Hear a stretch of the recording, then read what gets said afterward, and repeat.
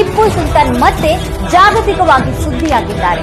ಮತ್ತೊಮ್ಮೆ ಅವರ ಹೆಸರು, ಶೌರ್ಯ, ಇತಿಹಾಸ ಅಂತಾರಾಷ್ಟ್ರೀಯವಾಗಿ ಚರ್ಚೆಯಾಗಿದೆ.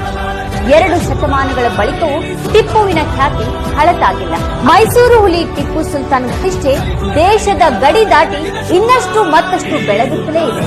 ಇದೇ ಮೇ 23ರಂದು ಲಂಡನ್ನಲ್ಲಿ ಟಿಪ್ಪುವಿನ ಅತ್ಯಂತ ಪ್ರತಿಷ್ಠಿತ ಖಡ್ಗ 14 ಮಿಲಿಯನ್ ಪೌಂಡ್ ಅಂದ್ರೆ 145 ಕೋಟಿ ರೂಪಾಯಿ ಭರ್ಜರಿ ಮೊತ್ತಕ್ಕೆ ಹರಾಜಾಗಿದೆ.